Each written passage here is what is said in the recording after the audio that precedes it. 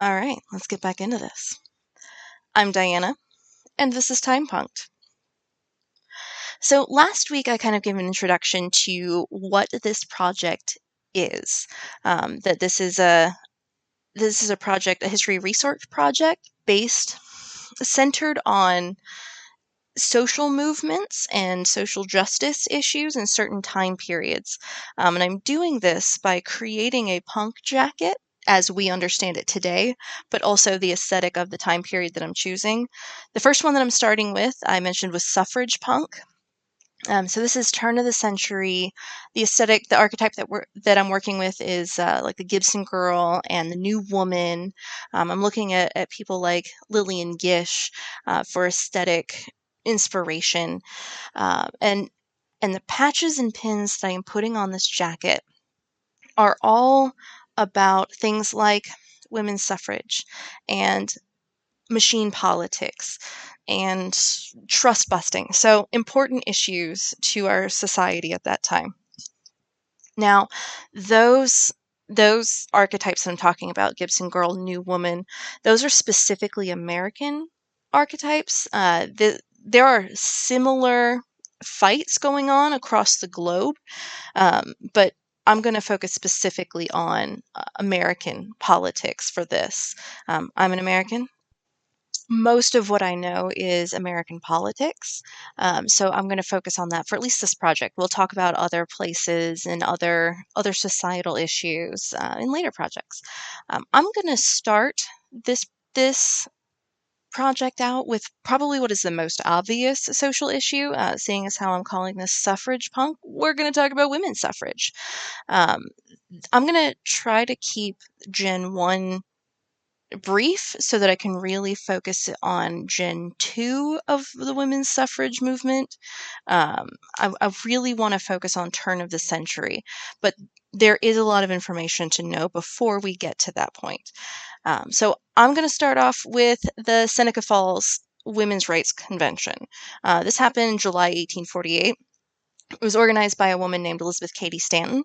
She invited a woman named Lucretia Mott, who was a really popular speaker at the time, to come in and start talking about women's rights. The women are really focused on just saying what needs to be said, that women are treated like shit. Nobody listens to them. They basically don't legally exist.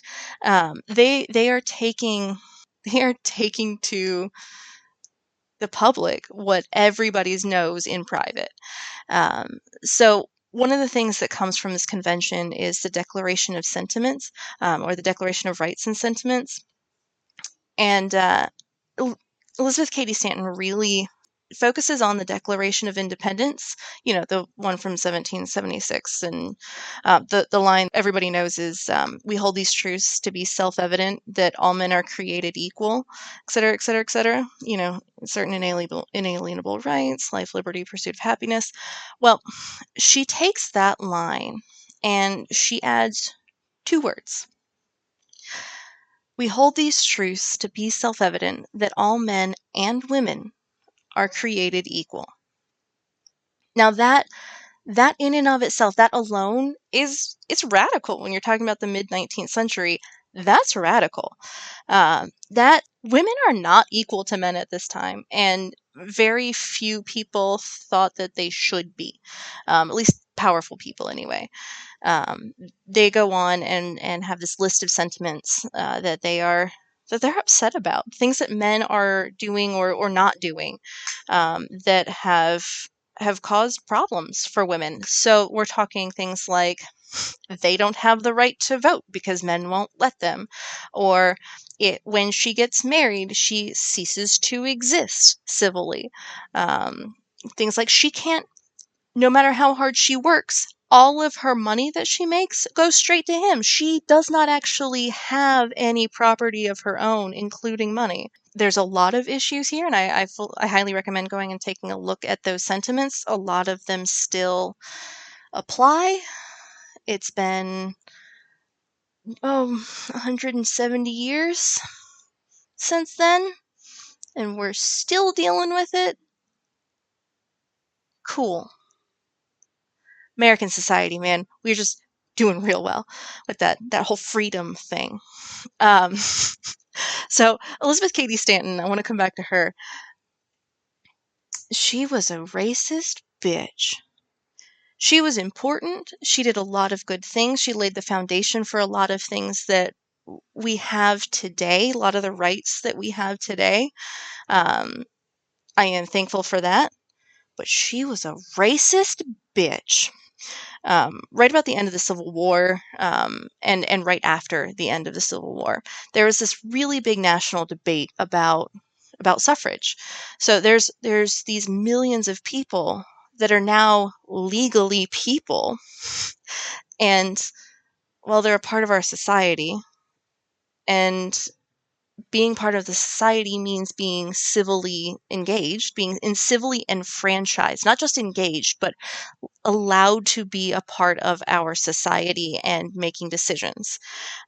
So when they're talking about enfranchising Black men, there's also this discussion about whether we should enfranchise just Black men, or all Black men and all women, or do are Black men smart enough to handle the responsibility of being a voter, with most of those folks being illiterate? Are they really capable of being civilly engaged? Some really, really shitty arguments happening here. But those same conversations, those same questions are being asked of women. Now, where Stanton's racism really comes to a head is when it becomes pretty obvious that it's going to be Black men only that are going to be enfranchised, that women are going to be excluded from the amendment that says that Black men are going to be allowed to vote, that you can't discriminate against someone based on the color of their skin. Stanton starts to undermine the suffrage movement. Basically, if I can't have it, nobody can, which is really, really shitty. And she starts really vocally asking those questions. How can somebody who can't read or write possibly be a good enough and well-informed citizen to be voting? I mean, how can you allow women, code for white women, read white women? How can you allow women who have been socially engaged to sit unenfranchised in our society and allow Black men to be enfranchised? It's pretty shitty, and I really dislike her for that. One of the other names that kind of gets wrapped up in that argument is Susan B. Anthony. She's probably the biggest name, at least today, that we know from the Gen 1 suffrage movement. She's on a coin. I think it's a dollar coin. There's a statement that gets circulated a lot, of hers. She said she would sooner cut off her right arm before she would ever work for or demand the ballot for the Black man and not the woman. Now, I'm a white woman. I'm gonna put that out right up front. There's a good chance that I am overlooking something, or that I am misreading this statement. But I have always taken this statement to mean this is not an either or fight, it's a both. You can't make me choose one or the other, because it has to be both. It's not an undermining one or the other. It's if we can't pick just one. We have to do it all at one time. It needs to be universal suffrage. And there is no not option. It has to be universal suffrage, period. And we need to work for all of it together. Frederick Douglass, who was born a slave, and really, really big in the abolitionist movement, but also really involved in the women's rights movement and the women's suffrage movement. He really began pushing for Black male suffrage and for women to wait. This is this is politically logical. It is probably the most expedient choice.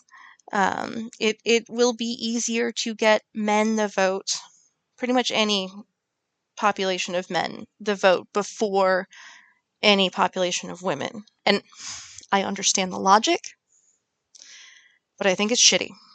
I hate it, but I understand it. And that's kind of a theme that we'll see throughout the women's suffrage movement, and honestly, with any human rights movement where it affects multiple populations, right? Not just all women, but men and women, or different races or different religions. A theory that we talk about a lot in today's world of intersectionality. Kimberly Crenshaw came up with this theory. She coined the phrase in 1989. Each of the marginalized populations experience oppression in a unique way, right? The way that Black people experience oppression will be different than the way that women experience oppression. But there is this place where they intersect, where they meet up, that those unique styles of oppression compound and twist into something different even. It's a really interesting theory to look at, and it really helps to take these ideas about classism and racism and sexism and all of that, and show where they intercept each other at certain junctures. Um, there's another abolitionist and women's rights activist named Sojourner Truth, and she was a Black woman who was born into slavery, and she says walked out in broad daylight away from slavery. There was an organization that she was able to go to who bought her freedom. The phrase is so shitty. One of the things she talks about is that slaves are seen as men and women are seen as white. So Black women basically don't exist in this argument. Emancipated slaves that are getting the vote are men, and women are fighting for the vote, but you really only see white women. And she does this. She makes this speech that's we know today as the anti-woman speech, and she talks about how the men are talking about how the women need to be helped into carriages and carried over ditches and be held in this place of honor. And she's like, I'm not being helped into carriages or being held in any place of honor. I was out in the fields planting and plowing and gathering just as much as the men were. I was taking the lashes just as much as the men were. But I'm a woman. Look at me. Aren't I a woman? I had 13 kids and watched most of them sold into slavery. And it didn't matter how much I was crying with mother's grief to anybody but Jesus. And ain't I a woman? So she's trying to show that she deserves just as much a place in women's rights movement as any of these white women. Now, there are a couple of other interesting social movements that are intersecting at this point.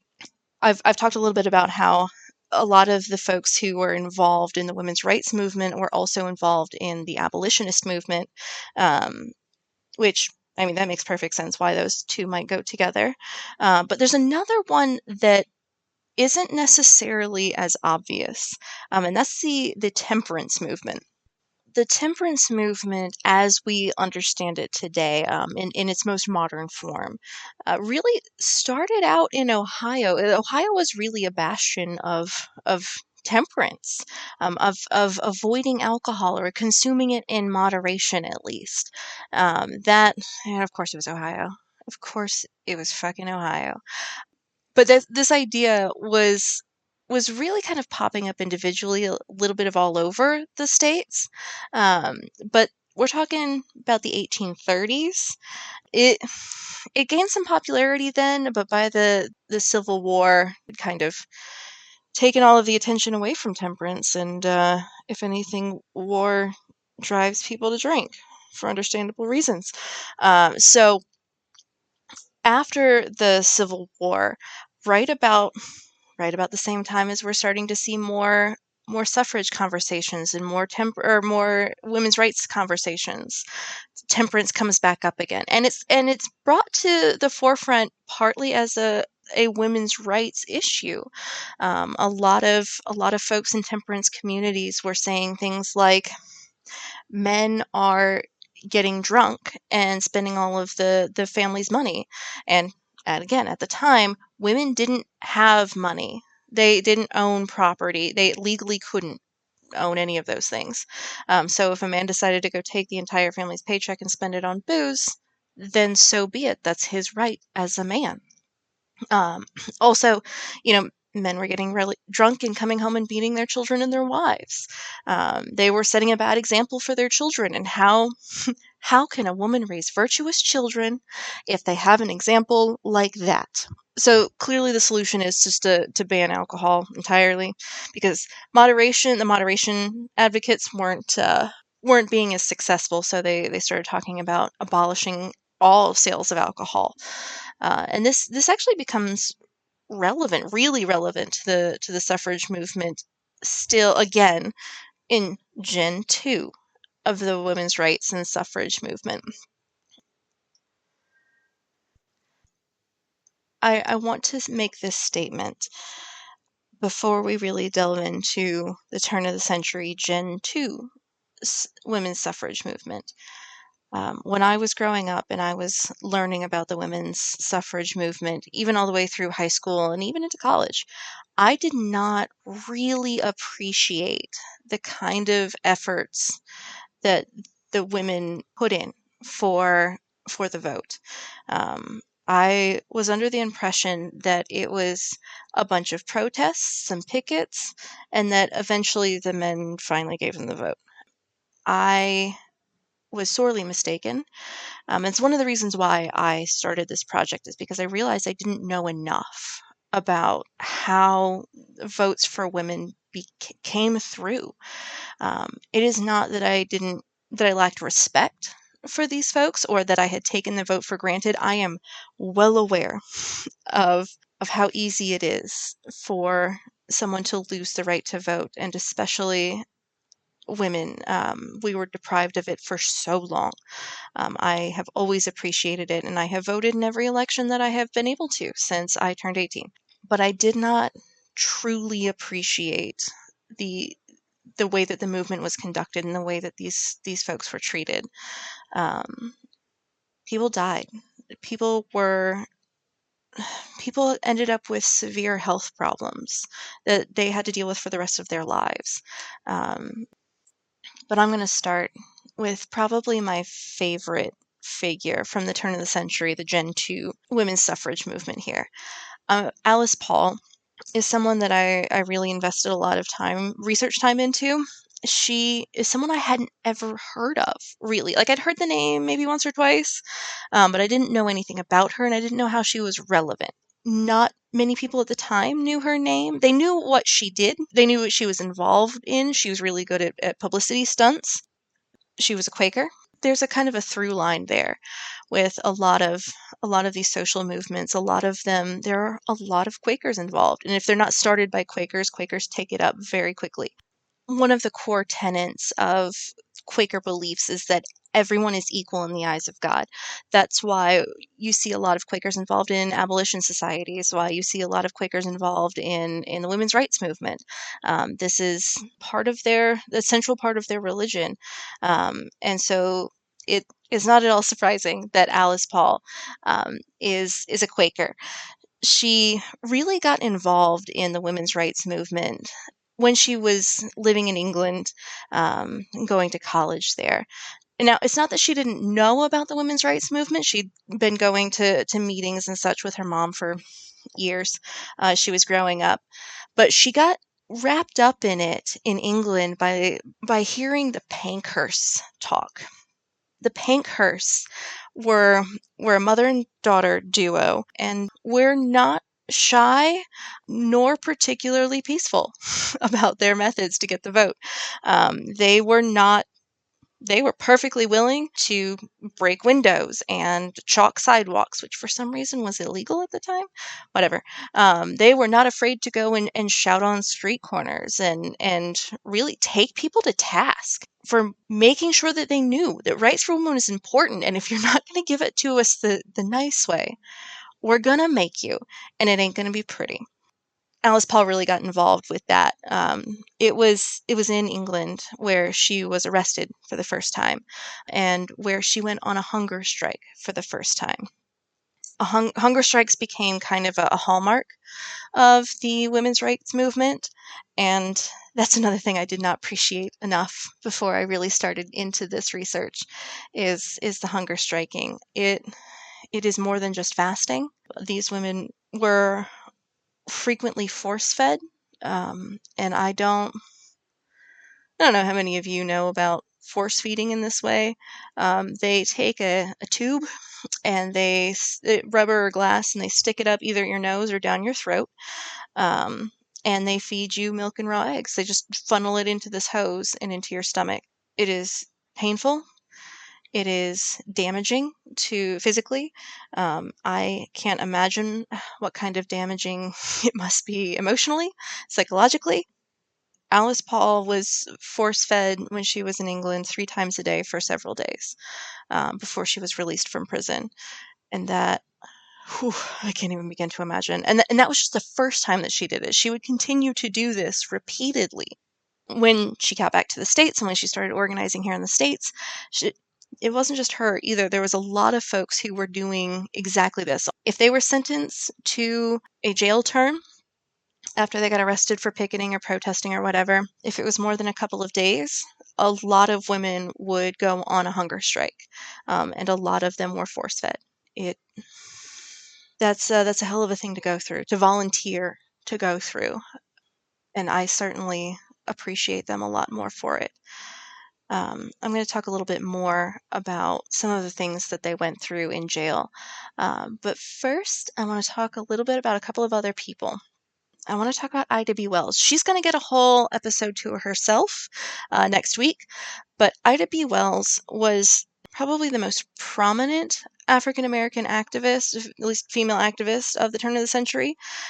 She was a journalist who spent a lot of time writing particularly about anti-lynching. That was the thing that she was really well known for. But she was also really involved in the women's suffrage movement, and she helped to organize a lot of colored women's suffrage groups around the country. And she was, at the time that she was living in Illinois, is when all of this really starts to come to a head, when they start organizing parades, when they start organizing picket lines, and all of that stuff. In 1913, Alice Paul organizes at the time, the biggest suffrage parade. She gets people from every state. At the time, there were 48. She gets people from every state to come out and be in the parade to march for women's suffrage. There were floats, there were bands. There was Inez Milholland, who was considered the prettiest suffragist. She rode a white horse and dressed up and was the parade marshal. And so it was this big affair, this huge affair. When this parade went off, or was getting ready to start, Ida B. Wells was in the Illinois delegation. Women had been given the right to vote there very recently, at least in certain elections. And she was with the Illinois delegation. Originally, Alice Paul had reached out to her and wanted her to be a prominent part of the parade. But there were a lot of women in the DC area where Paul was working that approached her and said, look, if you have a black woman, prominent part of the movement, you're going to lose a lot of white women because, racism. And so she had to make this decision about what to do. She'd already reached out to Wells. She wanted her to be there. She wanted her to be a part of this. And the decision that she made here ended up being the decision that she stuck with for the rest of her career in women's suffrage movement. She made the decision to not have Wells be a prominent part of the parade. but she would not disallow African American women to be in the parade. So it was mostly a, you can be there, but I'm not endorsing it kind of thing. I, in much the same way that Frederick Douglass encouraged the vote for black men over the votes for women because he thought it would go through faster. That's a very similar situation here. It is politically logical. Is it shitty? Yeah. That's a very hard decision to make, and I don't envy her that decision. I do appreciate that at the very least she did not disallow African American women from being involved in the protests and the pickets and the parades. Later on, there would be quite a few African American women involved in the pickets at the White House, including a woman named Mary Church Terrell. She was a pretty prominent African American women's suffrage activist. So yeah, Wells ended up there with the Illinois delegation at the 1913 parade. Now, one of the women in that delegation asked her not to march with them, to go march with the colored women's section. Wells flat out said no. Why would I? I'm from Illinois. I'm helping to organize suffrage organizations here. Why in the hell would I not march with Illinois?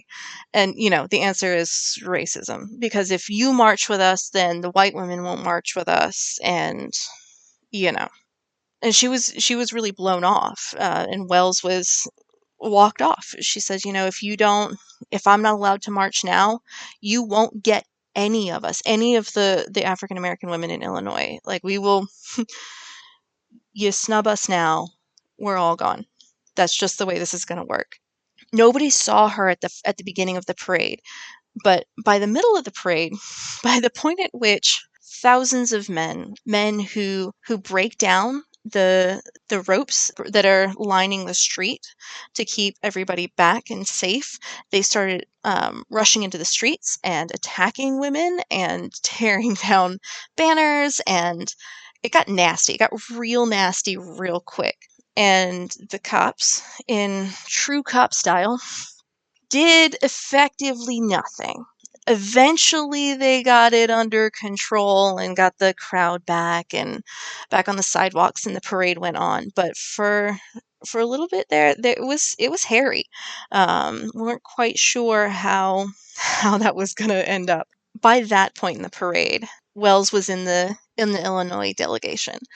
Nobody's quite sure how it happened, whether the other women in the delegation changed their mind, whether she snuck in during the chaos. Nobody's really sure, but Ida B. Wells was in the Illinois delegation during that march. Those white ladies get fucked. One of the other people I want to mention is Carrie Chapman Catt. Catt and Paul were really big rivals during this time. Paul was really much more radical, much more militant. And Catt was much more of a, let's work within the system and get this process done kind of thing. She spent many, many, many, many years, decades of her life working for this. She worked really hard for this, organizing protests and letter writing campaigns and petitions and all kinds of things. I will say right now, and I believe this to be true, regardless of the movement, you need both. Because the more radical militant side makes the folks who work within the system look really good. And they look like the best alternative. Because if we don't do it this way, with the legislation that these ladies are talking about, then we're going to get these women with their marches and their banners and their embarrassing signs. We don't want any more of that, so we're going to go with the nice, within the system legislative way. Because you need people to do the grinding work from within the system, and you need people outside of the system to push it. They're both very important parts of the movement, regardless of what movement you're talking about. I mentioned Catt for another reason. As a queer woman, there is not nearly enough queer history out there. And for a lot of reasons. Some of it is just that it's not the language that they would have used at the time. Queer is a very self-identifying label. All of the labels are self-identifying. It is really difficult to put those labels onto people who didn't even know they existed, had no concept of them. That being said, Carrie Chapman Catt had been married twice, but by the time that she really got involved in the women's suffrage movement, she was on her own. I think both of her husbands died. And another woman that was really involved in the movement was a woman named Mary Garrett Hay. They lived together for over 35 years, and they worked together, and they were buried next to each other. When Kat died, she insisted that her and Mary Hay were buried together. She wasn't buried with either of her two husbands, but with Mary. And their headstone says something about 30-something years of true friendship. Just gals being pals. They were roommates. And actually, in a lot of modern sources, they are listed as partners, which, again, as a queer woman who studies history, she means a whole lot to me in that regard. More of that. We need more queer history, more explicitly queer history. So, to come back to the kind of protests and pickets that were happening, to make all of this happen.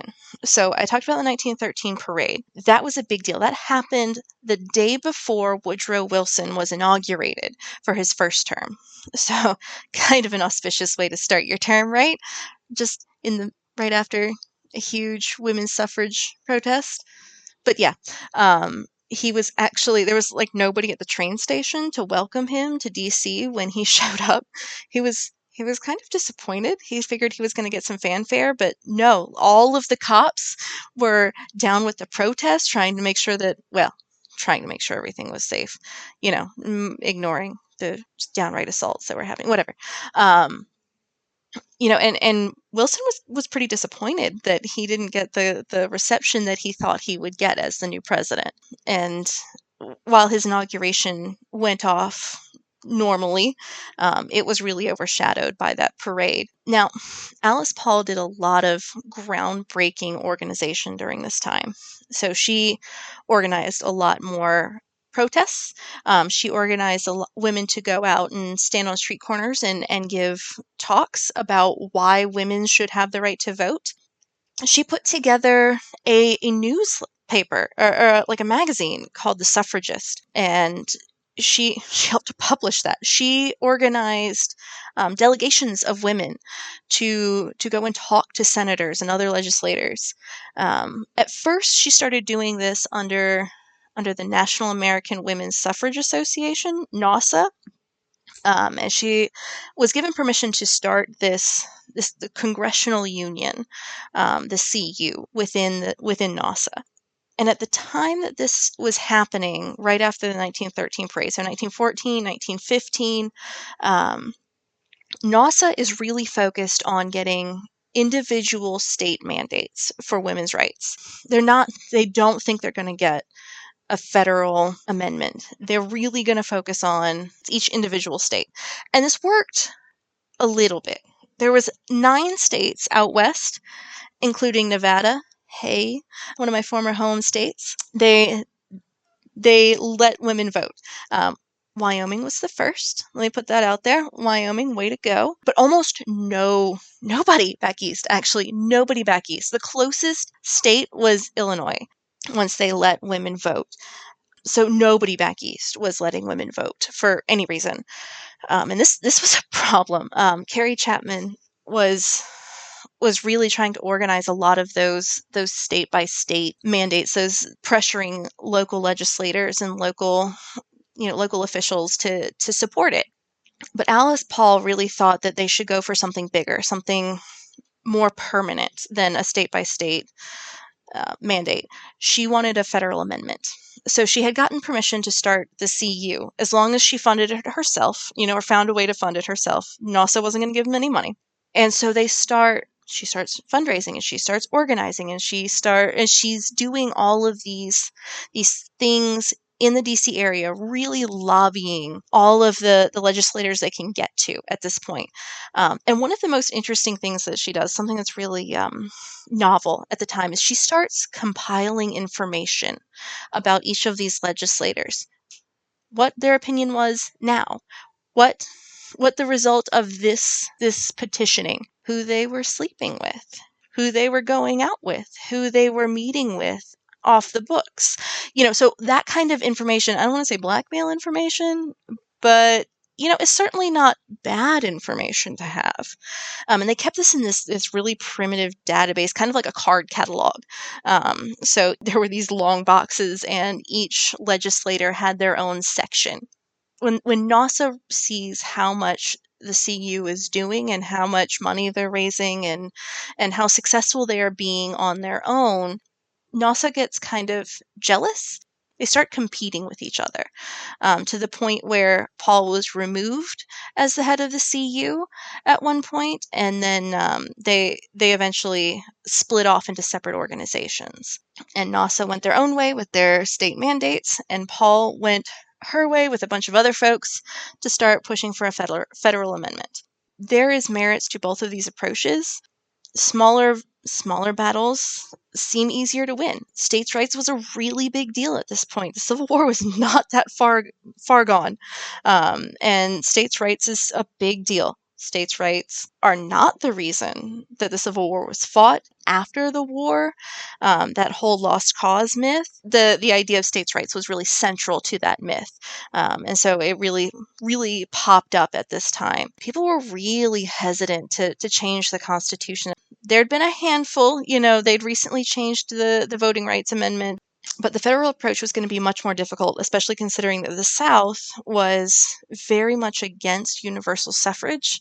By this point, they had already started implementing Jim Crow laws, like poll taxes and reading tests and that kind of thing to vote.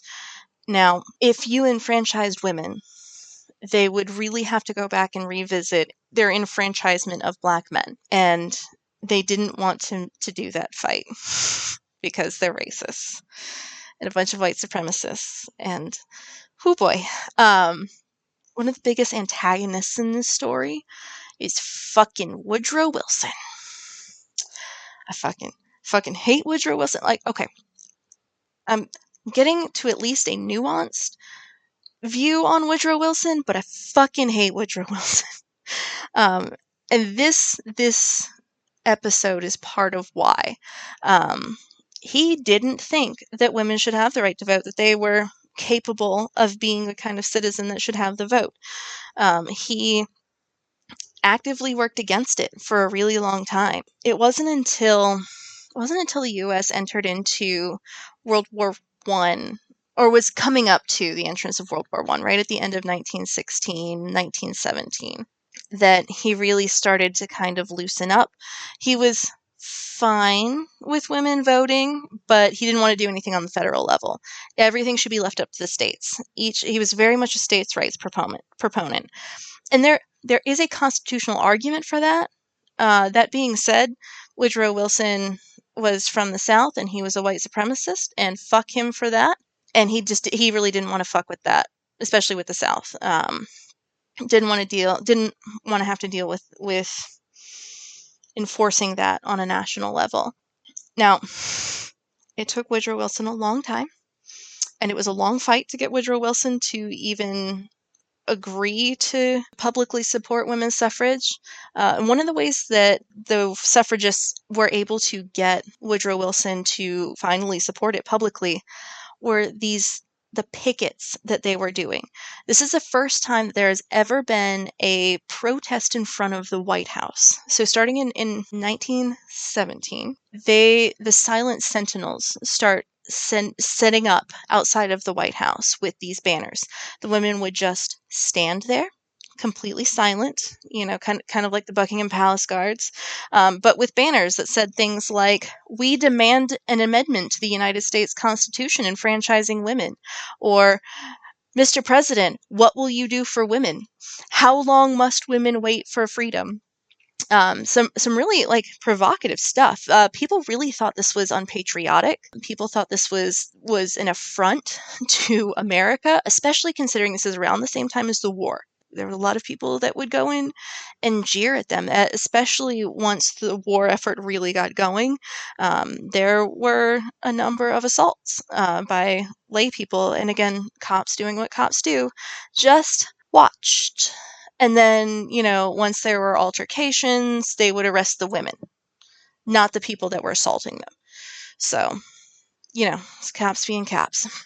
During this time of pickets is something called the Night of Terror.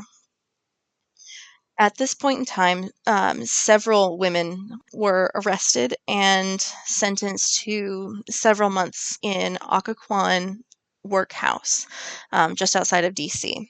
The workhouse was a jail, and it was every bit as awful as you can imagine a workhouse to be. Bad food. When I say bad food, I mean quite literally often rotting or sour. Beds that were barely beds, insect infestations, the whole nine. So when these women were brought to the workhouse on this night, they refused to go through booking.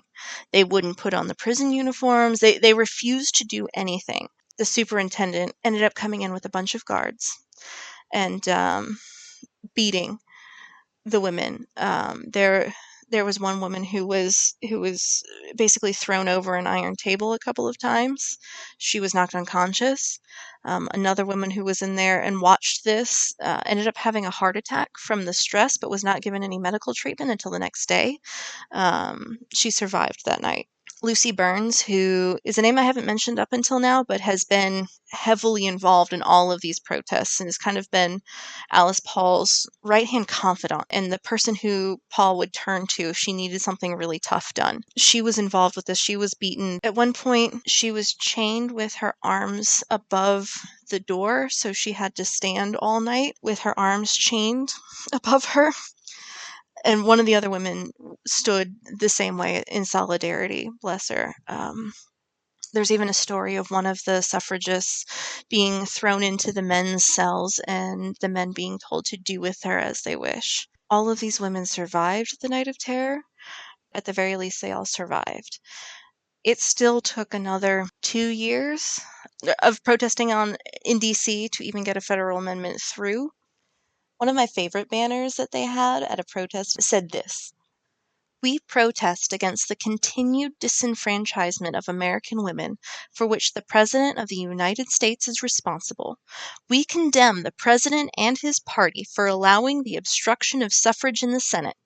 We deplore the weakness of President Wilson in permitting the Senate to line itself with the Prussian Reichstag by denying democracy to the people. We demand that the President and his party secure the passage of the suffrage amendment through the Senate in the present session." That is some quality shade. Fuck you, Wilson. Fuck you. You ain't got the balls to do it. What are you gonna do about it? What are you gonna do? You gonna arrest us for telling you ain't got the balls? Come on. Do something about it then, huh? These protests were internationally embarrassing for Wilson, especially during the peace process for World War I, because he would say lots of things about self-determination and self-governing and liberty and democracy, and the women here in the States were like, "I see here what you said about making the world safe for democracy. Bitch, half the country isn't part of the democracy." One of the protests, they set up urns to have a fire in, and then read off some of the points from his speeches, and then burn them. Talk about provocative. The final push for votes for women is some of the most dramatic shit I have ever seen in my life. Once they finally got the amendment through the House and through the Senate, and it took a hot minute to get it through the Senate, they sent the amendment out to all of the states. There were 48 of them. Now, an amendment needs 3/4 of the states to approve it in order for it to become part of the Constitution. So they needed 36 states. Now, as each state ratified the Constitution, Alice Paul would stitch on a star onto a suffrage banner. A bunch of them ratified it right away, no problem. And then they get stuck. They expect that Delaware is going to be the last one to ratify the amendment, but they're a bunch of dickbags, and they didn't. So then comes down to Tennessee. They did not expect to have to go to the South and really campaign there, because Jim Crow laws. They didn't figure anybody was gonna go through with it there. So they end up in Tennessee. They get the amendment through the Tennessee House. It takes a little while to get to the Senate. In the Senate, you just need a simple majority. They are neck and neck. Nobody quite knows how this is going to go. Towards the end of it, one of the senators stands up and claims that they voted against it, even though they hadn't actually finished voting, and it was a huge debacle. But in the end, Harry Burns, God's bless Harry Burns and his mama. She wrote him a note, just a simple note that was like, hey, how are you doing? The trees are looking nice back here. I hope you're doing well. You should call me more often. Also, make sure you vote yes for the amendment. Be a good boy. He took that note and he was carrying it in his pocket, and that was what helped him to make that decision to vote yes for the amendment. His vote was the vote that passed that amendment and gave women the vote. The celebrations were so loud that they could hear the cheering from across the street. And it went into effect in 1920. 100 years later, 2020, women are still fighting for the vote, sort of. I mean, voter suppression is a really huge issue, especially for poor folks, for people of color, for anybody living in a gerrymandered district, which is all of them. North Carolina, another of my previous home states. This is still a major issue. I suspect it'll be a long fight still. Hopefully not another 100 years before we fix this, but we'll see. So that's about it for this week. Next week, we're going to do a deeper dive into Ida B. Wells, who I'm really excited about. In the meantime, if you have any questions, if you have any suggestions, please feel free to drop me a line. I am at timepunct.tumblr.com. You can send me an email at timepunct@gmail.com. I'm also going to be putting together a Facebook page here this week. So I will put all of those links in the show notes. I hope to talk to y'all soon.